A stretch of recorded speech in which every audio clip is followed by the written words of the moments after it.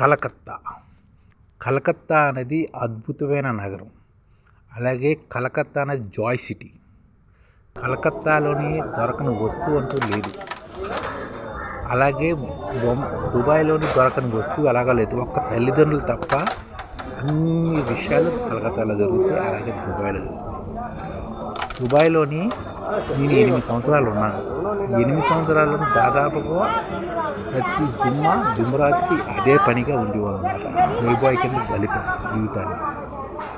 Misri, Lebanon, Syria, Damascus, Iran, Iraq ఇవన్నీని అప్పట్లోని కలకత్తాలోని తర్వాత 2006 తర్వాత కలకత్తా, అంతకుముందు కలకత్తాలో ఆడేవాళ్ళని. కానీ దుబాయ్లోని 1998 నుంచి 2006 వరకు అప్పట్లోనే మాకు నెలకి 1500 ధర్మ్స్ వచ్చేవి. అప్పట్లోని 300 ధర్మ్స్ 10 గ్రాములు 300 ధర్మ్స్ ఉండేది అనమాట. మాకు నెల జీతం 1500 ధర్మ్స్ వచ్చేవి. అంటే ఈ రోజునైతే దాదాపుగా 5 తులాల బంగారం ఒక నెల జీతంలో మీకు మా జీతం సంబంధం అనమాట.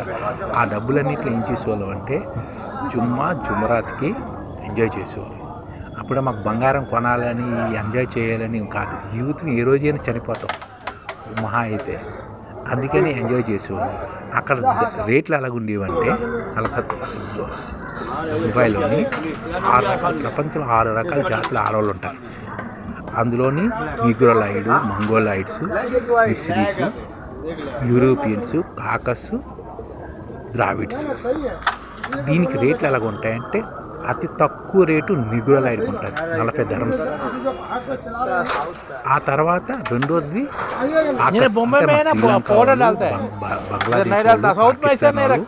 ఇండియా అప్పట్లోని ఒక ధర్మం అంటే అప్పట్లోని 13 రూపాయల కింద ఉండేది ఒక ధర్మం. అలాగే యూరోపియన్స్కి 100 ధర్మ్స్. అలాగే చైనా వాళ్ళకి జపాన్ వాళ్ళకి 80 ధర్మ్స్ ఉండేది. అందరికన్నా ఖరీదైంది ఎవరికంటే మిస్రీస్, అంటే ఈజిప్ట్ వాళ్ళకి, డమాస్కస్, సిరియా, లెబనాన్. ఎందుకంటే వాళ్ళు బంగారం రంగులో ఉంటారు. వాళ్ళ స్కిన్ టోను బంగారం కలర్లో ఉంటుంది. వీళ్ళకి 150 ధర్మ్స్ దాకా ఉండేది. అంటే ఈ రోజున లెక్క ప్రకారం చూసుకుంటే అప్పటికి 300 ధర్మ్స్కి ఒక తులం బంగారం వచ్చేది. 1998లో రేట్లు చెప్తున్నా. అప్పట్లో 300 ధర్మ్స్కి ఒక తులం బంగారం వచ్చేది. ఈ రోజు తులం బంగారం 1,50,000 రూపాయలు. అంటే ఆ రోజుల్లో అది ఈ రోజుతో చూసుకుంటే ఒక షాట్కి ఈ రోజు డబ్బులతో లెక్కేసుకుంటే 75,000 రూపాయలు. మేము ఆ రోజున ఒక షాట్ వేసి 150 రూపాయలు తీసుకున్నాం. అప్పట్లోని సిరియా, డమస్కస్, లెబనాన్ వీళ్ళందరినీ ఎంజాయ్ చేసుకుంటూ గడిపాం. ఎందుకంటే మనిషి జీవితం అనేది శాశ్వతం కాదు. ఏ రోజు చచ్చిపోతాం మనకు ఈరోజు బతుకుతాం, రేపు చచ్చిపోతాం. లేసాం సాయంత్రంగా చనిపోవచ్చు అందరూ తెలుసు. ఎందుకంటే సంపాదించిన అంటాను ఆ విధంగా ఎంజాయ్ తగిలిస్తాం. అలాగే కలకత్తాలో కూడా జాయ్ చేసాం. దుబాయ్ మాట్లాడుకుంటున్నాం కాబట్టి సరే. అప్పట్లోని షాప్కి 150 ధర్మ్స్ తీసుకుంది. అంటే ఈ రోజుని లెక్కేసుకుంటే అది 75,000 రూపాయలతో సమానం. బంగారంతో లెక్కేసుకుని కంపేర్ చేసి ఈ రోజు అలాంటివి మేము అప్పట్లోనే 1998లో దాదాపుగా 8 సంవత్సరాల్లోనే 1998 నుంచి 2006 వరకు ప్రతి జుమ్రాత్కి అదే పని మీద ఉండేవాళ్ళమాట. వారం రోజులు గుడ్లే కష్టపడేవాళ్ళు. NPCCలో నేషనల్ పెట్రోల్ కన్స్ట్రక్షన్ కంపెనీ నుండి నా కార్డ్ నెంబర్ 23240. మీరు కావాల్సి చెక్ చేసుకోవచ్చు.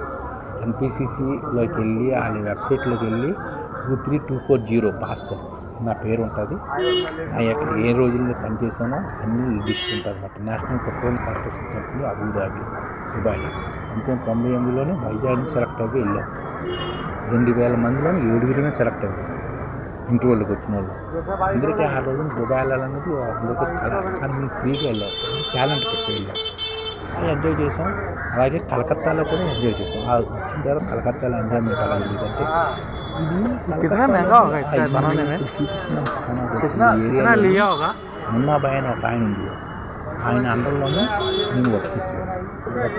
ఆయన ప్రతిరోజు తెలుగు రాష్ట్రాలు దక్షిణ భారతదేశానికి రోజు 100 వెహికల్స్ లారీలు పెట్టేవారు అనమాట. 100 లారీలను తెలుగు రాష్ట్రాలకి లోడింగ్ చేసేవారు. లోకల్ డ్రైవర్లకి దక్షిణ భారతదేశం వాళ్ళకి నేను సంధానకర్త కింద ఉండేవాడిని.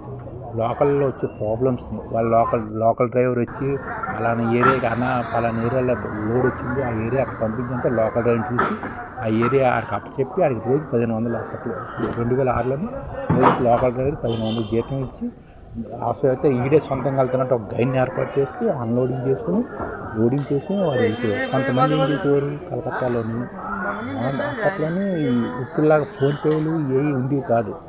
అందుకని ప్రతి ఒక్క డ్రైవర్ దగ్గర 70-80 వేల రూపాయలు క్యాష్ ఉంది. ఎందుకంటే టోల్ గేట్లు కట్టాలని, ఆయిల్ కట్టాలి, కిరాయిలని కలకత్తాలోని 350 లోన్ బయట 3 పత్తిలు ఉంటాయి. పత్తిలోని పత్తి రాస్తుంటారు అన్నమాట. అటు పట్టదా అటు పట్టదా చూసుకుంటారు అన్నమాట. అటు పట్టదు అనుకో, ఒకటో నెంబర్ ఉందనుకో, ఒకటి కలవరు, అది ఆంధ్ర భాగం ఆడుతుంటారు. ఎవరికి పడుతుందో తెలియదు. అలాగ లోన బయట ఆడేవారు. ఒక్కొక్కరు కిరాయిలు పోగొట్టిస్తారు. కొంతమంది అయితే అక్కడ వ్యభిచార కొంపలకి వెళ్ళేవారు. ఎర్రగా బుర్రగా ఉన్నదని చెప్పి దాని దగ్గరికి వెళ్తాయి, అది లోనకి లాక్కుని వెళ్ళిపోయి కిరాయిలు 70,000 రూపాయలు లాగేసుకుని కొట్టేసి పంపించేవారు. వాళ్ళు మా దగ్గరికి వచ్చేవారు. వాళ్ళకి మీ పంచాయతీ చేసేవాళ్ళు, ఎవరు కొట్టింది, ఎవరు ఏ ఇంట్లో కొట్టారు, ఆ ఏరియాకి వెళ్ళి అక్కడ లోకల్ వాళ్ళని పట్టుకుని లోకల్ వాళ్ళని 10% తీసుకుంటారు. అంటే సపోజ్ ఆ ఇంట్లోనే మనం 70,000 రూపాయలు పోగొట్టుకున్నాం అనుకో, వాళ్ళు మనకు 70,000 రూపాయలు తిరిగి ఇవ్వరు. ఆ లోకల్లోని మన కాకినాడ ఆవిడ దానికి లోకల్లోని మెంబర్ అనమాట. కాకినాడ దాని దగ్గరికి వెళ్ళి సీతక్క దాని పేరు. దాని దగ్గరికి వెళ్ళి, ఎందుకంటే వీళ్ళందరూ సినిమాలు చూడాలంటే రాక్సీ థియేటర్కి వచ్చేవారు అనమాట. మన తెలుగు సినిమాలు అక్కడ రాక్సీ థియేటర్లు ఆడతాయి. వీళ్ళందరూ సినిమా చూడడానికి వచ్చేవాళ్ళు. మేము అప్పట్లో సినిమాలు చూసాం. దుబాయ్లో అయితే ఠాగూర్ చూసాం. తర్వాత ఎన్ని సినిమాలను ఇక్కడ చూసాం. అప్పుడు వీళ్ళందరూ మాకు పరిచయం. అక్కడ థియేటర్లు ఈ ఫిగర్లందరూ 10 మంది 20 మంది మన తెలుగు ఫిగర్లందరూ థియేటర్కి వచ్చారు. అక్కడ పరిచయాల మీద అక్కడ వీళ్ళందరికీ ఒక కమిటీ ఉంటుంది అనమాట. ఆ మెంబర్ అనమాట. ఆవిడకి వెళ్ళి చెప్పి పలానా మా డ్రైవర్ గారు కొట్టేసి వాళ్ళు 70,000 రూపాయలు లాగిస్తున్నారు, వాళ్ళు ఓనర్ ఏమో ఆడి ఇంటి మీదకి వెళ్తే వాళ్ళు పిల్లలు తిడుతున్నారు, ఇది 70,000 రూపాయలు ఇవ్వట్లేదు అని చెప్తే వాళ్ళ వెనకాల మా వెనకాల 10 మంది లేడీస్ గ్యాంగ్ వచ్చి ఆ ఇంట్లో వాళ్ళతో వెళ్ళి వాళ్ళతో గొడవ పడింది. మనం మగవాళ్ళు హ్యాండ్లింగ్ చేస్తుంటే బట్టలు తిరిగిస్తుంది పోలీస్ చేసేది అది ఇదండి. ఎందుకని వీళ్ళు మన కొత్తగా అలా 5,000 తీసుకుంది లోకల్. ఆ 70,000 రూపాయలను మనకి తిరిగి వచ్చేది 50,000. అదే మనం లెక్కేసుకోవాలి. వెళ్ళి మన తరపున ఆ లేడీస్ వెళ్ళిపోయి ఆడేదో ఆ ఇంట్లోని ఆ ఓనర్ వచ్చి నానా బీభత్సం చేస్తున్నాడు, ఇంట్లోని వాళ్ళ ఆవిడ్ని పడుకోమంటున్నాడు, ఆ పిల్లల్ని అందరూ ఇంట్లో బయట తోలిస్తాడు. వాళ్ళ లారీ ఓనరు ఆడు ఇప్పుడు రోడ్డుపై పడిపోయాడు అని ఇప్పుడు వాడి గతి ఏంటి, ఆడి మీకు డబ్బులు లాగిస్తున్నా దౌర్జన్యం చేసి ఇస్తారా, లేకపోతే మీకు ఎంత చూస్తామని 10 మంది లేడీస్ వాళ్ళ మీద తిరగబడితే వాళ్ళు దయచేసి ఒక 10,000 తీసుకుని తిరిగి డబ్బులు ఇచ్చేవాడు అన్నమాట. 50,000 రూపాయలు మనకు వచ్చింది. అందులోనే మళ్ళీ 10% మన అనగా ఒక్కటిగా వచ్చినాయి. ఇవన్నీ పట్టుకుని మనం 70,000 రూపాయలు అక్కడ కోల్పోతే తిరిగి మన చేతికి వచ్చేది 40,000. వీడు ఎందుకు ఎర్రగా బొరగమని చెప్పి దాని దగ్గరికి వెళ్ళినప్పుడు వీడి దగ్గర ఉన్న మొత్తం క్యాష్ అంతా దెంగేసేవారు. అలాంటి సెటిల్మెంట్లు చేసి వచ్చినాను. మీ ఇలాంటివన్నీ చూసి వచ్చినాను. ఎర్రగా బొరగా ఉందని చెప్పి వెళ్ళిపోతే లాస్ట్ని ప్యాకెట్ అయిపోయిన తర్వాత మళ్ళీ ఇక్కడ మున్నాబాయి ఏమి సెటిలేషన్ కొడుతున్నాడని సోనాగట్కి వెళ్ళిపోయి లంజిలింక్లో నుండి ఆ లంజిలికి రూమ్ రెంట్లు ఇచ్చి 3,000 4,000 రూపాయలు రాత్రి అంతా ఉండి ఒక 10 మంది కుర్రాళ్ళు ఆ లంజిల్ కొంపల్లో ఉండి ఆ లంజికేమో ఒక 2,000 3,000 ఇచ్చి అక్కడ ఆడేవారు ప్యాకెట్ లోన బయట. 50,000 రూపాయలు తిందిరు అనమాట. వీడికి వచ్చేది 5,000 రూపాయలే. కలకత్తా వెళ్ళి ఒక ట్రిప్ వేసుకుని వరానికి మిగిలేదు 5,000. కానీ వీడు 80,000 రూపాయలు లారీ కిరాయి, లారీ కిరాయి. వీడికి మిగిలేది, వీడు 8 రోజులు కష్టపడితే వీడికి మిగిలేదు 5,000. కానీ వీటి దగ్గర 80,000 70,000 రూపాయలు. అది ఈ డబ్బు కాదు, ఆయిల్కి పెట్రోల్కి డీజిల్కి ప్లస్ టోల్ గేట్లకి వీడి దారి ఖర్చులకి ఆ డబ్బు. అది ఈ డబ్బు కాదు, ఓనర్. వీడికి ఎంత ఉందో 5,000 రూపాయలు వీడు ఖర్చు పెట్టుకోగలరు. అందుకని ఎక్కువ డబ్బు ఓనర్కి తిరిగి లెక్క చెప్పాలి. కానీ ఈడేమనుకునేవాడు ఆ డబ్బంతా నాదే అని ఫీల్ అయిపోతూ ప్యాకెట్లు దిగేవాడు. ఆ 70,000 రూపాయలు ప్యాకెట్లోనే ఎందుకంటే 10,000 రూపాయలు వేసేవాడు, లోన మీద 10,000, వీడు ఇంకోటేమో బయట మీద 10,000 వేసేవాడు. ఇచ్చేవారు ఆడికొచ్చేది వీడికి వస్తుందా, ఒకసారి దెంగేసేవారు 10,000. నెక్స్ట్ ప్యాకెట్ ఆడేవాడు వీడి కెపాసిటీ 5,000, కానీ వీడు ఏం చేసేవాడు 80,000 ఈ డబ్బు అనుకుని ఆడేసేవాడు. ఇదే మాది వాళ్ళని ఒకసారి ఏంటైందంటే, ఫర్ ఎగ్జాంపుల్ వీడు ఫస్ట్ టైము వీడు ఫ్రెండ్షిప్ మీద ఉద్యోగం చేసుకుంటాడు, ఫ్రెండ్ ఉద్యోగంలో పెట్టాడు. వీడు ఏం చేశాడంటే ఆ ఫ్రెండ్ వీడికి రికమెండేషన్ చేయడం వల్ల వీడు వెళ్ళాడు ఇక్కడికి గుజరాత్కి కొబ్బరిబొండ లోడ్ ఎత్తారు. గుజరాత్ కొబ్బరిబొండ లోడ్ ఎత్తే వీడు ఏం చేశాడంటే ఆ కొబ్బరిబొండ లోడ్ని వీడు అక్కడ అమ్మేశాడు. ఎక్కడ బోర్డర్ దాటిన తర్వాత కొబ్బరిబొండ లోడ్లు సగం కొబ్బరిబొండాలు అమ్మేశాడు. అమ్మేసి ఆ డబ్బు పట్టుకుని కలకత్తా వచ్చేసి ఏంటి ఒక డ్రైవర్ ఫర్ ఎగ్జాంపుల్ వాడు కలకత్తా వచ్చేసి ఆ లంజులకి బట్టలు కొనడం, ఆ సినిమాలకు షికార్లకు తిరగేయడం, ఈ డబ్బు కాదు ఆ లోడ్ అమ్మేసి ఆ డబ్బుతోటి. తర్వాత ఈడే ఏం చేశాడంటే ఒకసారి వీడికి ఆ కెమికల్ లోడ్ అప్ చెప్పారన్నమాట. ఇది శ్రీకాకుళం దాటిన తర్వాత చిలకపాలెం అని ఉంటుంది టోల్గేట్. ఆ టోల్గేట్ దాటిన తర్వాత కెమికల్ ఫ్యాక్టరీ ఉంటుంది. ఆ కెమికల్ ఫ్యాక్టరీలోని లోడ్ని 170,000 రూపాయలకు అమ్మేశాడు. వీడి సొంత సరుకులాగా అమ్మేసి ఆ 170,000 రూపాయలకి సరుకు అమ్మేసి ఆ డబ్బు పట్టుకుని కలకత్తా వచ్చేసి ఇది లంజులకు తాగలెట్టేవాడు, ప్యాకెట్లాడేవాడు, జలసాడు. ఇది మొన్న కదా వెళ్ళాడు, ఇది మళ్ళీ వచ్చేసాడు, జలసాలు చేస్తున్నాడు, ఇది డబ్బు అక్కడి నుంచి అది బట్టలు కొంటున్నాడు, ఇది చేస్తున్నాడు. ఏంటంటే లోడ్ అంపారింది ఇవి వచ్చి ఇలాంటి పంచాయతీలు మళ్ళీ వాళ్ళ ఊర్లోకి వెళ్ళిన తర్వాత వాళ్ళ ఓనరు చెట్టు కట్టి కొట్టితే ఆడి కళ్ళం వచ్చి లవ్ దిగు అంటే ఏం చేస్తాడు? ఆడికి ఇంకో ఫ్రెండ్షిప్ ఫ్రెండ్షిప్ ఉంటారు కదా, ఆడి మీద ఆడికి తెలియదు కొత్తడు. ఈ డ్రైవింగ్ వచ్చు, ఆడి మామూలుగా డ్రైవర్ అనుకుని వాళ్ళ ఓనర్ దగ్గర పెట్టాడు. వీళ్ళకి అప్పట్లో ఏం తెలియదు కదా, సోషల్ మీడియా ఎంత తెలియదు కదా, ఫ్రెండ్షిప్ మీద పెడుతుంటారు. వీళ్ళు ఏం చేస్తారు, లోడ్లు ఎత్తుకుని కోరబండ లోడ్ అనుకో, అది స్పాట్కి వెళ్ళినవారు ఎక్కడ గుజరాత్లోని ఎత్తారనుకో, లేకపోతే నిమ్మకాయ ఏమో అస్సాంకి ఎత్తారనుకో, ఒరిస్సాలో రంపారు దింపారు అమ్మేసి. నిమ్మకాయ ఎక్కడైనా అమ్మేసుకోవచ్చు, కానీ ఫస్ట్ టైం ఇక ఏలూరు నుంచి సరికేస్తారు. వాళ్ళు టాటాకి సరికేస్తారన్నమాట. మన మామూలు ఉంటుంది, దాని పైన 2 టన్నులు నిమ్మకాయ వేసేస్తారు. పాత బట్టలని నిమ్మకాయలని అవన్నీ ఎక్స్ట్రా లోడ్ అనమాట వేస్తుంటారు. ఆ సరుకులు ఏం చేస్తారు వీళ్ళ మీద నమ్మకం మీద పార్టీ వాడేమో బుక్ చేస్తే తక్కువ అవుతుందని చెప్పి వీళ్ళు ఏం చేస్తారు, అంతవరకు వెళ్ళినవారు మధ్యలోనే అంపారు దింగి 10,000 20,000 వచ్చి ఎంజాయ్ చేస్తారు. అలాగే యాక్చువల్గా ఇది ఏంటంటే ఎక్కువగా రేణిగుంటలోని బ్యాటరీ లోడ్ అవుతుంది అనమాట. అది బ్యాటరీ బరువు ఉంటాయి కాబట్టి బాడీ మట్టానికి లోడ్లు వచ్చేస్తాయి. 17 టన్నులు బాడీ మట్టానికి కనపడతాయి అనమాట. బాడీ మట్టానికి కనపడిన తర్వాత పైన మనం ఏది వేసుకోవచ్చు, పాత బట్టలు వేసుకోవచ్చు, టైర్లు వేసుకోవచ్చు, నిమ్మకాయలు వేసుకోవచ్చు. మన ఆంధ్రా నుంచి కలకత్తా వెళ్ళి ఏ లోడైనా వేసుకోవచ్చు. పొట్టు వేసుకోవచ్చు. పొట్టు అంటే ఆవులకి గేదెలకి పెడతారు కదా, పప్పు ధాన్యాల నుంచి వచ్చే పొట్టు, ఇది ఇలాగ ఒక 5 టన్నులు వేసుకుంటారు. ఆడేమనుకుంటాడు, లోడ్ పైన కడతాడు, దానికి వాల్యూ చూసుకుంటాడు. మంచోడైతే చేరుతాడు, గమ్యాన్ని చేరుస్తాడు. చేర్చి అది న్యాయంగా బద్ధంగా ఆడు తీసుకుని ఆడికి వచ్చే ఆడి ఎంత కిరాయి మాట్టుకున్నాడు ఇది ఓనర్కి తెలియదు ఎన్ని అలా సంపాదించేవారు అన్నమాట అప్పట్లోనే. అందులో బాగుపడినాడు 1 లారీకి 2 లారీలు కొనుక్కున్నాడు, 2 లారీలు 3 లారీలు కొనుక్కున్నాడు, 3 లారీలు 4. ఒకప్పుడు గల్లా వాళ్ళకి ఆ ఓనరు ఒకప్పుడు పెట్రోల్ బంకులను ఆయిల్ పోసేవాడు. ఆడు 150 బళ్ళకి ఆ ఓనర్ పోయాడు. గల్లా మీరు విజయవాడకి వెళ్ళి గల్లా గారు అంటే గల్లా వెంకటేశ్వర అంటే ఎవడని చెప్తాను, 150 లారీలు ఉండేవి ఒకప్పుడు ఆయనకి. ఈ రోజుని ఆ డబ్బుని ఆ లారీల మీద పెట్టుబడి పెట్టలేదు, హైదరాబాద్కి వచ్చి రియల్ ఎస్టేట్ మీద పెట్టుబడి పెట్టాడు. అప్పట్లోనే తెలంగాణ విడిపోయిన డబ్బులంతా బ్లాక్ అయిపోయి లారీలు వచ్చేటప్పుడు లారీల మీద పెట్టుబడి పెట్టాలి. అవన్నీ సపోజ్ ఒక లారీ సంపాదించినాక దానికి కొత్త టైర్లు వేయాలి, దాన్ని నీట్నెస్ చేయాలి.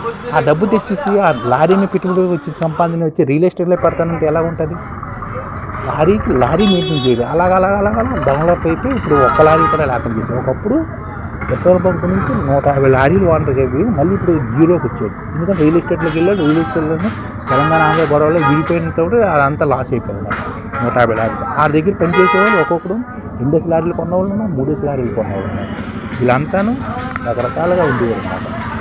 మీకు ఎందుకు చెప్తున్నానంటే నాకు అన్ని అనుభవం, మా వయసుకి 50 సంవత్సరాలు ఎన్ని చూసి వచ్చాము, ఎన్ని చేసి వచ్చాము, ఎన్ని సెటిల్మెంట్లు చేసి వచ్చాము, ఎన్ని చెప్తున్నా ఐడియా భాస్కర్ కాబట్టి ఇవన్నీ మీరు తెలుసుకోవాలని చెప్తున్నాను అనమాట.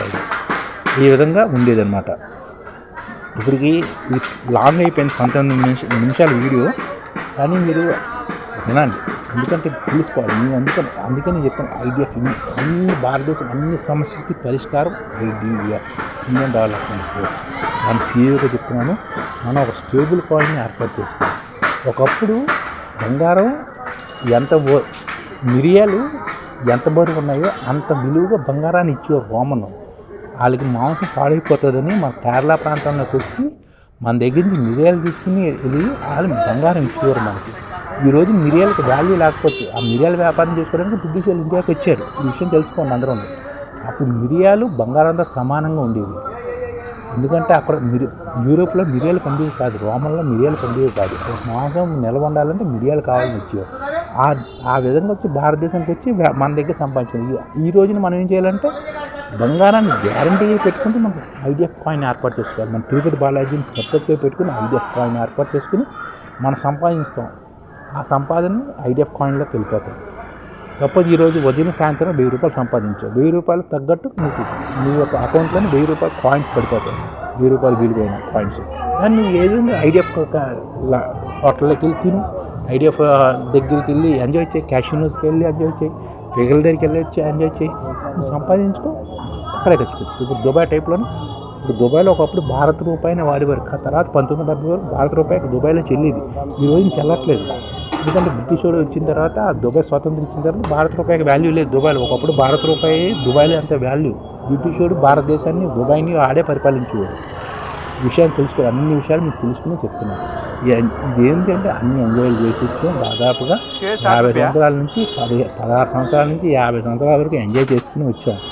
అన్ని అనుభవపూర్వకంగా చెప్తున్నాను. ఇప్పుడు భారతదేశం చక్కగా డెవలప్ అవ్వాలన్నా, ఏ సమస్య లేకుండా ఉండాలన్నా ఐడిఎఫ్ ఏర్పాటు చేయక తప్పదు. ఐడిఎఫ్ ఏర్పాటు చేసుకుని మనం హ్యాపీగా ఉండాలంటే మా వీడియోలు ఫాలో అవ్వండి. మీకు అన్ని విషయాలు చెప్తాం. మా వీడియోని ఫాలో అవ్వండి. ఇప్పుడు ఇది 16 నిమిషాలు, ఇంకొక 1 మినిట్ ఉంది. నేను ఎందుకు చెప్తున్నానంటే ఇప్పుడు మనం కొంతమంది ఆ ఏరియాలోకి వెళ్ళారనుకో, డబ్బులు పోతే సినీ వస్తుంది, ఉన్న డబ్బులు పోతాయి, ఎంజాయ్మెంట్ ఉండదు, అన్నీ ఇబ్బందుల్లో ఉంటారు. అందుకనే అనుభవపూర్వకంగా చెప్తున్నాను. ప్రతి ఏరియాలోనే క్యాషినోస్ ఏర్పాటు చేయాలి. ఎంజాయ్మెంట్ అంటే ప్రతి ఏరియాని ఐడిఎఫ్ కంట్రోల్లోకి వెళ్ళిపోవాలన్నమాట. ఐడిఎఫ్ సపోజ్ హైదరాబాద్ ఉందనుకో, హుస్సేన్ సాగర్, హిమాత్ సాగరు, గండిపేట ఆ ప్రాంతంలోనే ఐడిఎఫ్ తన చేతుల్లో తీసుకుంటారు అనమాట. అక్కడే ఎంజాయ్మెంట్ క్లబ్లు ఏర్పాటు చేస్తుంది. ఇప్పుడు కలకత్తాలో, దుబాయ్లో జరుగుతున్న కార్యకలాపాలన్నీ అక్కడ జరుగుతాయి అన్నమాట. మనం సంపాదించుకోవాలి. ప్రతి ఒక్కరు 8 గంటలు కష్టపడాలి, 8 గంటలు ఎంజాయ్ చేయాలి, 8 గంటలు నిద్రపోవాలి. అది కాన్సెప్ట్, ఐడిఎఫ్ కాన్సెప్ట్ అది. ఎందుకంటే మీ అనుభవపూర్వకంగా చెప్తున్నాం కాబట్టి, ఆ విధంగా ఏ విధంగా ఉన్నది మా ఎక్స్పీరియన్స్ తోటి చెప్తున్నాం కాబట్టి, భారతదేశంలో 10 కోట్ల మందికి నెలకి 15,000 రూపాయల జీతంతో ఏ విధంగా ఇవ్వచ్చు అనేది, నెలకు 30,000 రూపాయల జీతంతో 10 కోట్ల మందికి కొత్తగా ఉద్యోగాలు ఇవ్వచ్చు, ఏ విధంగా ఇవ్వాలి. ఈ ఛానల్ మా వీడియో ఫాలో అవుతూ అందరూ మన తెలుగు రాష్ట్రాల్లో 1 కోటి మందికి సంఘటిత రంగాల్లో ఏ విధంగా ఉద్యోగాలు ఇవ్వవచ్చు, కనీస నెల జీతం 30,000 వరకు ఏ విధంగా ఇవ్వవచ్చు, ఏ విధంగా చేస్తే ఉద్యోగాలు సృష్టించబడతాయో వివరిస్తూ ఈ ఛానల్ వీడియోలు వస్తాయి. అలాంటి వీడియోలు మీకు కావాలంటే మన ఐడిఎఫ్ భాస్కర్ ఛానల్ని సబ్స్క్రైబ్ చేసుకోండి. ఐడిఎఫ్ అంటే ఇండియన్ డెవలప్మెంట్ ఫోర్స్. ఈ వీడియోలు చూసిన తర్వాత మీకు నచ్చితే లైక్ చేయండి, మీ ఫ్యామిలీ మెంబర్స్కి షేర్ చేయండి, మరియు మీ ఫ్రెండ్స్కి షేర్ చేయండి. Thank you. నమస్కారం.